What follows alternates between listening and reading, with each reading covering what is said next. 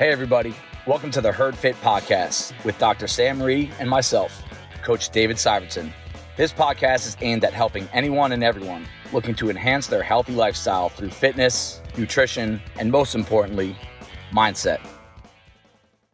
All right, welcome back to the Herd Fit Podcast. I am Coach David Syvertsen, and I'm here with nobody. I am doing my first ever solo Herd Fit podcast here on a Thursday night. Just finished up a beginner session with someone new, and I have the 615 WOD finishing up 2 doors down for me. And the reason I'm doing this right now is this is going to be step one of a chronicle of the Bison Brawl, a competition that we just announced today on our Instagram.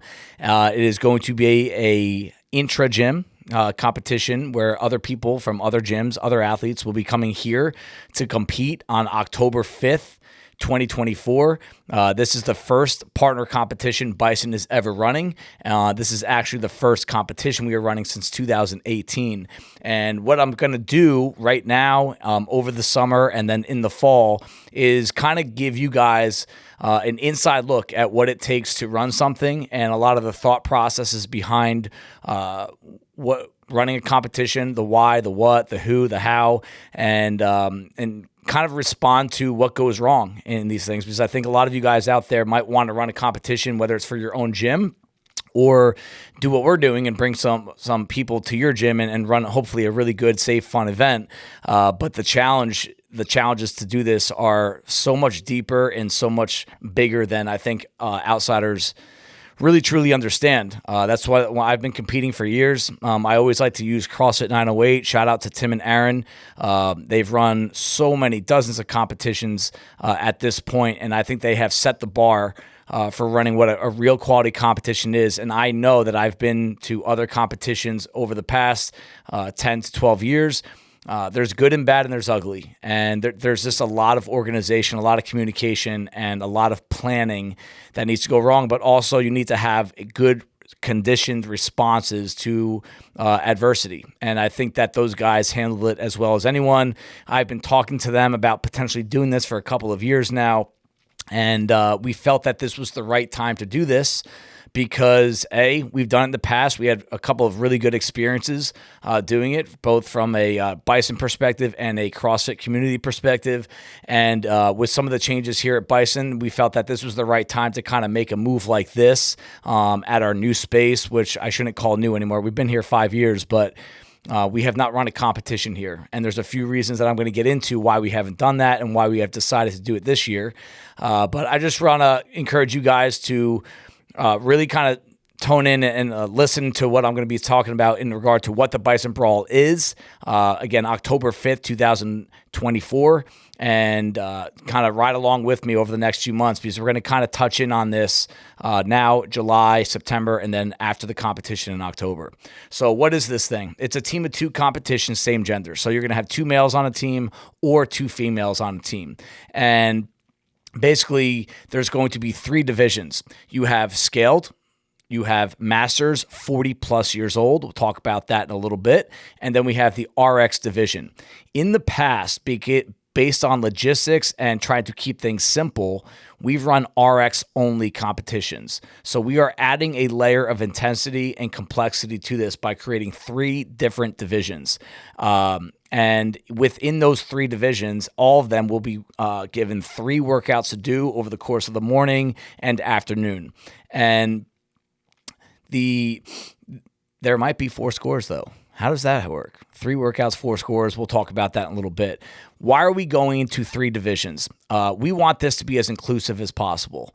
And when you create an RX-only competition, it is easier to plan. And planning is such a big part of running a competition. We are putting Bison's reputation out on the line, and the more layers of complexity you add to this, such as multiple divisions, the more margin there is for error. And we decided as a group that we're going to choose inclusivity more than simplicity. And we hope that it works out for us. But what we're really excited about is that this is going to open more doors. I'll talk about that in a little bit, about opening doors for athletes that have never competed for before. But today we have decided that we're going to go scaled. Masters of 40 plus, and RX. How are we going to check that someone is actually a Masters athlete? The rule will be on October 5th, how old are you? And we are going to ask the 40-plus-year-old divisions and athletes to bring an ID. And at your check-in table, you will have to prove via ID that you are a 40-plus-year-old athlete. There was some debate whether we make the Masters division 35 years old or 40 years old. And I'm a 38 years old athlete. I do not like to compete against 20-year-olds anymore, but I will if I have to. We just did at 908 a little bit ago. But there's two reasons behind that. One of them was we feel that the market of 40-plus-year-old Masters athletes is big enough to have their own division. And we also feel that it is going to give more athletes above that age line the thought that, hey, maybe I can go there and hang or win. You know, there's a big gap between 35-plus-year-old athletes and 40-plus-year-old athletes in Masters sport. If you don't believe me, go look at some of the scores from quarterfinals to semifinals. The gap is pretty big. That's where a lot of us start to really feel some of these physical changes. So that decision was based on two reasons. We do feel the market is big enough of 40-plus-year-olds, and we feel that the margin is big enough between 35 and 40-year-olds to say that there is a significant difference. And we also want to be able to feed, number-wise, the RX division. So, Dave, what are you going to do if you don't have enough teams sign up for Masters, Scaled, or RX? That is always a fear with these things. And that's going to be the next thing I really kind of dive into about how the competition scene has seemed to start dying. But that is something that we have a minimum of teams. It's likely going to be 8 to 10, that if we do not fill one of those divisions, we will open up more registrations for the other divisions, and we might cancel that division out. Example, if we have 25 teams sign up for Scaled, 24 teams sign up for RX, and 6 teams sign up for the Masters division, we will likely cancel out the Masters division, and we will give them the opportunity to join either Scaled or RX, because I don't want to have I don't have a great feel for competitions that have 2 or 3 teams in a division. And hey, it's no one's fault that that's the case, but it can kind of hinder some of the other divisions if you cut them off from competing. So that's going to be a number that we kind of keep track on. So why are we doing this here at Bison? What's the point of running a competition? And I've been asking myself that for a couple of weeks now, and I'm sure I will be asking myself that many times over the summer because it's stressful. It's added stress. I can assure you this, we are not doing this for money. We're not really viewing this as income. Maybe the fancy business guys can view this as a marketing opportunity, but really my main reason behind this is twofold. I want to serve the CrossFit community beyond just Bison. I want Bison to be involved, obviously, for a lot of reasons, but I want to help those that are kind of using CrossFit sport to bond people together. And I can remember when I started back in 2011, the local competition scene in CrossFit was massive. And I do think that was like the boom era of CrossFit. You had a lot of people in their 20s and 30s still able and really kind of looking at this new fresh sport as something that they really wanted to get involved in. And back then, you'd have a competition at least every month. I mean, I can remember a stage where every 2 or 3 weeks there was a new competition to sign up for, and a few of us, we signed up for all of them. I think there was one year I signed up for 7 competitions, and if there was anything within a 2-hour drive, my buddies and I from CrossFit Hoboken in the early days of CrossFit Bison, we were in. And that was those were the heydays. That's when life was a lot simpler. You know, you didn't have kids. The business wasn't as busy. And it was just CrossFit or die all the time. And I don't know if that is ever going to come back, to be honest with you. So I think the longer we get away from the inception of CrossFit, the more likely you're going to have people that are simply just not that into it anymore. They're kind of borderline sick of it. Fitness is a fad industry. It always has been. It always will be. I do not believe CrossFit is dying, contrary to what some like to believe, but I do think the competition scene is starting to die off a little bit. We are seeing numbers increase a little bit with the CrossFit Open, but they're nothing near the peak that we saw in 2018.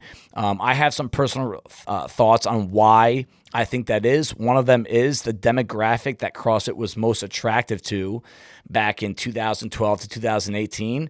We are simply 10 to 15 years older. And the older you get, the more people are going to start dropping off because it's harder on the body. The recovery is not there. And for a lot of us, life has changed so much that you cannot make training the priority that you used to be able to. And there's not enough money, borderline no money in it. So if the passion is not there, the competition scene will die. I also think part of the reason why the competition scene has died is that a lot of CrossFit box owners and a lot of CrossFit coaches have gotten away from the competition scene. And because they've gotten away from it, they don't want to push it on others. And I know that I personally have always been very into the competition scene. I love challenging myself. It's not for extrinsic reasons. I'm actually taking a step back this year, but I'm still as into it as I ever have been, either as a coach, a spectator, or someone that actually still wants to go out there and just kind of challenge himself and have some fun with other people.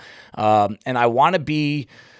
I want to use this competition as proof of, even though I'm not really in that competition scene for at least the next year, maybe forever, we'll see. I still very much believe in the power of it. And that's why Bison is going to be doing this. I want to help that local competition scene make a comeback. I can't tell you how many competitions I've been to in the state of New Jersey over the past 2 to 3 years since COVID, where the numbers used to be 100 to 150 athletes. It's now 30 to 60. It's really cut in half. I know a lot of competitions in this immediate era, they've canceled their competitions after marketing, after releasing WODs, after taking registrations, and they've canceled them because there was, quote, lack of interest. They didn't get enough people that wanted to sign up. And there's a lot of reasons why people won't sign up on certain dates, certain workouts, but I think the macro level of thought that I have on this is people just don't want to compete anymore like they used to. There's always the fire breathers, the rebels out there that want to do it. And I love being around those people just for the simple fact that they like to challenge themselves. But the actual scene itself has died down. And I want to see if Bison can be at the forefront. We have a huge competitive presence at many competitions, Asbury, 908, to name a couple over the past year, where the people that ran those competitions have reached out to me and said, like, dude, your gym, like, they come, they bring it. You guys roll deep. We had 75 athletes qualify for quarterfinals. And I'll tell you what, most of them, they don't sign up for competitions. They're just very fit. But I think the reputation that we have, especially after hosting the 23.2 announcement, in addition to some of the other factors I just talked about, I think it's a responsibility of ours to at least give this a shot. Knowing that no results are guaranteed. We have a number that if we don't hit registration-wise, we will not run the comp. But I think that in combination of our reputation and the fact that there's someone needs to kind of get out in front of this thing, that's really why I feel there's a strong pull for us to do this. This is also a new challenge for our business, our gym, our coaches, our community.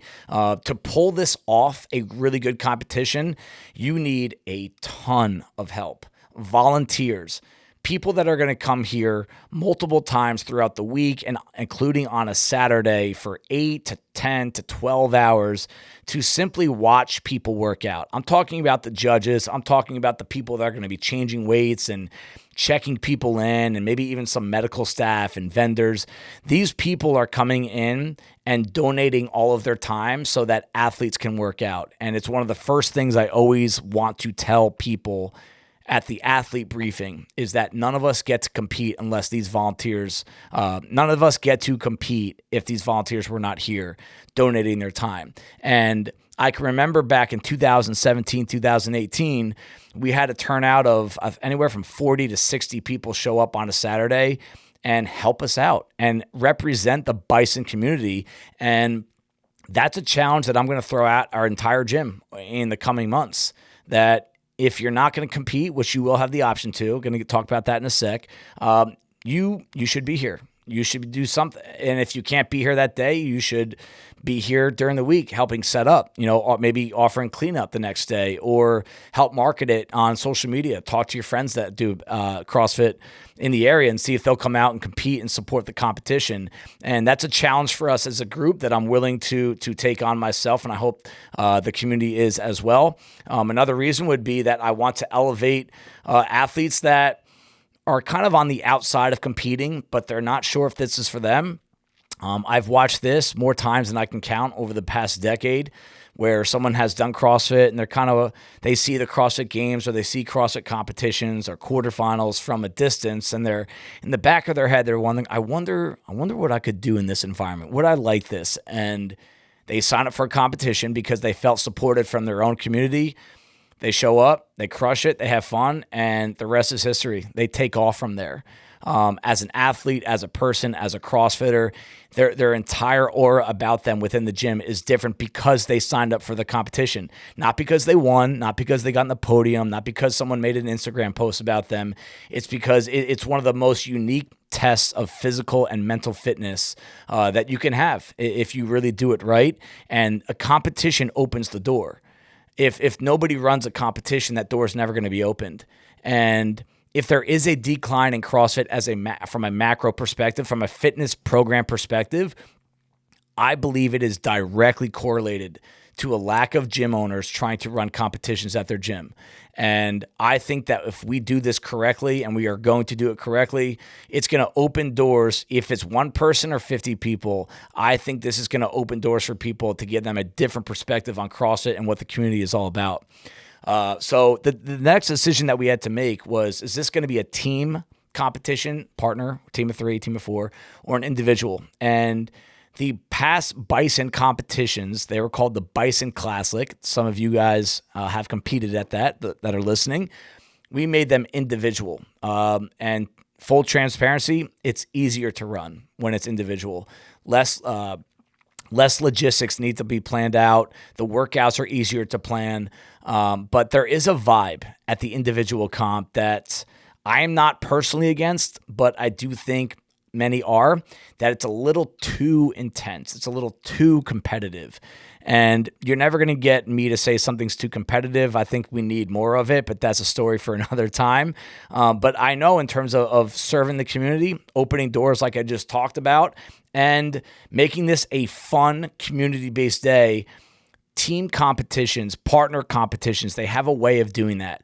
Don't get me wrong, it's going to be intense. The last competition I was at back at 908, Berkeley Heights, Tim and Aaron, I mean, my hands were bleeding. I was sore for a few days. I couldn't feel my chest after the ski bench press workout. And that was max intensity for me that day and many others, but it was still had a kind of like a fun foundation to it because you were out there with someone. In most cases, it's a friend or training partner. In some cases, it's a spouse. And when you're not out there alone with all eyes on you, there's a little less pressure. Now, there is always pressure to perform well for your teammate or teammates, I should say. But it's a different kind of pressure. So whenever people ask me, hey, Dave, should I do a team competition or an individual? My response for the past 5 to 6 years has always been the same because I've done plenty of both. Team is much more fun. Individual is a better fitness test. So when you're on a team based on programming, there are ways you can hide some of your deficiencies. That's why some athletes do really well. They are superstars on teams, and I would call them specialists, but you put them in an individual competition and they don't do well because they have holes that really do expose them. So we decided to go team this year because we have a little bit more space to work with than at our old gym. And it comes back to what I've already talked about. We want a new challenge. We want to try something new. And if that gets more people in the door, but it also makes it a more fun community-based event, I'm all for it. So that was the decision that we made to make it a team/partner competition. We did keep it same gender. I do think mixing up the genders a little bit is interesting and in some ways is more fun and a little less pressure. But we opted to err on the side of let's keep this as simple and as logistically simple as easy as we can.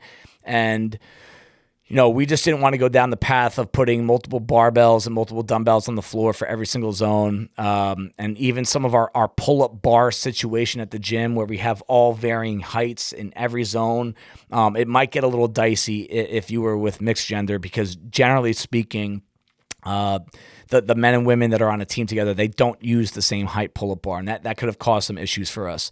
Not saying that there's going to be pull-ups in the workout, but you never know. What can you expect as an athlete, as a spectator, as a coach? I can assure you this, we take judging in this gym very serious. I think we have a reputation that way, maybe in some eyes in a negative sense. We will tell you on a random Wednesday in October that you're not squatting low enough on a wall ball. And you might have been CrossFitting for 8 years and had a really bad night of sleep last night, or you're in a personal rut. We're still going to tell you that you're not hitting the standard. If you don't clap your hands at the top of the burpee behind your head, you're not really doing a burpee. And that's, as coach speak, it gets old. But I do think it matters when the open comes around, when serious competitions come around. My wife and I, we've always said that the worst nightmare as a coach and owner of a gym that's been around for this kind of time, 10 plus years now, is that we have an athlete that shows up to a competition and does nothing correctly. And I've seen this on the other side of it where it's like, what do they teach at that gym? And we want to make sure that at the very least, we will have judges here that will hold you to the standard to a point where you might not even like it. Judging in this sport is a huge talking subject. The best judges in the world mess up a lot of things. That was a huge story from the semifinals this past year. An organization that actually prize themselves on being the top judges on the face of the earth when it comes to CrossFit sport made massive mistakes and cost some people the CrossFit Games this year. It's a subject that Andrew Hiller has made a big name for himself on. It's just poor judging and poor standards. I can tell you this, we won't be perfect, but I can tell you this, we will try to be, and we will practice, and we will communicate with these judges, and we will hold them to a standard. We will have floating judges in addition to individual judges, meaning you have every pair will have their judge or judges based on the workout, and you'll also have one or two people walking around trying to enforce extra standards and just to have an extra pair of eyes. You can also count on something that I think a lot of competitions fall short on. It's a consistent, clean, and reliable communication. So if I tell you the workouts are going to come out on July 15th, I'm not saying that yet, but it's going to be around then. They will come out July 15th. If I tell you something is coming out by noon, it will come out by noon. If I tell you that you're getting a parking map email the Tuesday night before the competition, you will get a parking map Tuesday night before the competition. That is a huge shortcoming of credibility that I see in a lot of competitions from the outside, that if you don't communicate well, it lowers the bar for expectations, and it can actually lower the bar for what we expect athletes to act like at the competition. Meaning, if we tell you to treat us with respect at the competition, but we're not respecting you and your time and the promises we make as people that are running the competition, it makes us look hypocritical, and you can't blame an athlete for not respecting you if you're not showing that respect back. So I think you guys can count on a lot of frequent and consistent and timely communication, because I know when you sign up for a comp, there's a lot of stuff you want to know with standards and workouts and flow and parking and vendors and where can I set up tents. That stuff we will stay on top for you because we are here to take care of the athletes. So with that said, right, as I go through this, my anxiety starts to build because these are a lot of jobs that you have to take on in addition to what we do. I think one of the moves that we're making here is that we're hiring one of our coaches to essentially run the competition. And I'm going to you can either call me the co-operator or his assistant, and I'm fine with either. So I'll let him choose. But our coach, Adam Ramsden, is going to be running this competition. We've had him on multiple times.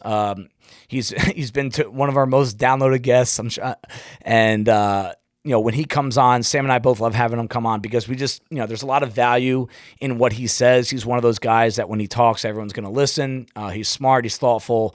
He knows CrossFit. He's passionate. And he's one of those guys that everything he puts his head on, everything he puts his mind to, it's done at a very high level because of how much he cares and how much he expects out of himself. And we talked and we met and we said, hey, can you really commit to doing this? And, he's a father and a husband and a teacher, and he's a coach here at Bison. And, he committed to it pretty quickly. And I felt just an immediate sense of relief because I know that if I try to do everything, I'm probably going to screw a lot of things up and leave some areas short, where I think having Ramsden kind of in front of this stuff, especially with some of his background with just organization of information and data, and his knowledge of CrossFit sport and movements and programming, I think that's going to be a huge help for myself, for everyone that's going to be running the competition from their own sector, but also you, the athlete. I think the athletes are going to benefit greatly from having Adam involved. So him and I are going to meet a lot. Our next episode, that is a chronicle of the Bison Brawl, he will be on. And by that time, the workouts will come out. So we're going to kind of dive into some of the background and reasoning behind workouts and what to expect. Speaking of that, are we going to release all the workouts? We are. Every workout will be released middle of July. I don't want to give you a date yet, but it will be middle of July. And that is right around the time registration will open. So we'll probably open registration a few days after all of the workouts are released. Do we have to do that? We do not. I've competed at many competitions where you don't know the workouts until after you sign up. In some cases, you don't know the workouts until the week of. Again, we want to keep things simple here, and we want to keep things fair, and we want to serve the community. There is a time and place to tell people to be ready for anything. I'm a big believer, if you're fit, you should be ready to show up and do anything you want, or anything that you're told to do, I should say.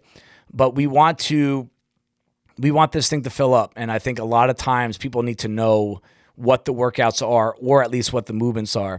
And we're still putting together a lot of thoughts in regard to that. It's now that we have 3 divisions, it's not going to be, hey, here's 3 good workouts. They have to be scaled appropriately. They have to logistically work, and they have to be a good balanced test of fitness. I can assure you that it will be a very balanced fitness test. It's not going to be overly heavy. It's not going to be overly gymnastic based. It's not going to be overly engine based. If you guys know classic CrossFit programming, you know what to expect in this comp. There's going to be a little bit of everything, and we are going to test a few out, and we're going to try a few things here and there to make sure that there is not a certain kind of athlete that gets more favored than other from a macro perspective. In a certain workout, absolutely. There's going to be an event where a lifter will have a huge advantage. 100%. There's also going to be an event where your bodyweight mover has a massive advantage. And remember, CrossFit, the fittest people in the room are jack of all trades, master of none. So you guys can have that to look forward to. We will also do an episode on the programming once it comes out. So just be on the lookout for that, probably towards the end of July. So almost wrapping up here. Okay, I was going to try to keep this under a half hour. I think I'm pretty close. Choosing a partner, what should you do, right? If you don't know these workouts yet, I'm going to tell you this. I've partnered with people that are friends. I've partnered with a spouse. We're going to do that again someday, hopefully, maybe 908 next year, if I can hang with her at that point. But choosing a partner can be a little tricky here, and you're going to have to pursue, your performance, or you're going to have to pursue your experience. You can pursue both. Some of you guys are best friends with, the best athlete and it's kind of an easy decision at that point. And I think the decision needs to come around, what are you trying to get out of this? If you're looking to sign up, you don't know who to ask or who to partner with, or you're so popular and so many people want to partner with you, I would chase after the experience, because I think at the end of the day, that's what we're going for. I personally don't care who wins this competition. It's not really going to change my view, positive or negative, based on those kind of results. But I do think that there's a lot to gain by kind of putting yourself in an environment where you can be comfortable, and that will elevate your best self. I also like the approach of someone that you're maybe not best friends with, and maybe someone that's somewhat new to the competition scene, someone that doesn't really get asked to be partners in partner workouts, or they've never been asked to do a partner comp. I think it'd be an awesome thing to, use this as an experience to kind of bring that person along, or give them a different perspective of yourself, or see if you can find a new perspective of that person. I've done that a few times over the past few years, and those are some of my favorite competitions. An example was 908 from last year. I did one with an athlete named Sabrina, and I don't think I had ever even worked out with her. I've coached her a few times, and respect her as an athlete. She's a lifter, I'm not, so it was a good match from that perspective. But I had a great time with her because we went in, we both love CrossFit, we're both relatively fit, and we just had to figure out some things on the fly, even though we didn't know each other. And I took a lot of pride in that day because it was a very different experience. It wasn't me just choosing my best friend and hoping we have a good time. In some cases, I will say this, choosing your best friend to work out with probably is going to sell your performance short. So again, am I chasing just the experience or just the performance? And I want you to put some thought into that. I know some of you guys are going to look around the gym and you're just going to try to find the best athlete you can, or the athlete that offsets you the most, meaning the lifters are going to look for the gymnasts are going to look for the lifters. In this competition, I can tell you this right now, that probably will not help you, hint, hint. But I'm fine with that because it's going to make you have more fun, but it's probably not going to challenge you the way of kind of looking at it from the other perspective, where you're not just trying to find the best, easiest, clearest path to a layup. And that's what I would call that. So put some thought into that, choose your partner, and that's it. So the last thing I want to wrap up with is there's some people out there that have never competed before, and they're looking at this of saying like, that's not my thing. I just had someone over our house, and she was telling me that I don't even know what a competition is. Like, can I scale? Well, here's something you're going to have to know ahead of time. You can't scale the workouts. The workouts are the workouts. So there are scale divisions, but if the scale division has a 55-pound thruster in it, and you cannot change that. You can't use dumbbells. You can't use kettlebells. It's a 55-pound thruster. That is the standard. That's what you have to do. In some cases, that causes anxiety. You want to walk away. Coming from someone that's been in really uncomfortable positions numerous times, it's going to make you a better person and athlete if you put yourself in an uncomfortable situation months out ahead of time, and it's going to keep you motivated in the gym. This is a time of year. I've been doing this a long time as a coach. July, August, September, I see not everyone, but almost everyone, they start to lose their flow a little bit that time of year. It's summer, you're outside, you don't want to go to the gym, you want to go on that walk with your family or go to the pool or go on vacations, drink a little bit more, maybe not pay attention to the diet as much. You come back, September hits you like a ton of bricks, and you don't want a competition on your mind. I get it. I'm not going to judge anyone for that. But if you're someone that hates that up and down flow, back and forth, motivated, not motivated, sign up for a competition. It's going to be the voice inside your head for the next few months that you're going to need. And I would really want to encourage anyone that if you've never competed for, sign up for the scale division. Let's see what you got. You might hate it. Good. Check it off. You did it. It's like running a marathon, right? You did it. I hated it. See you later.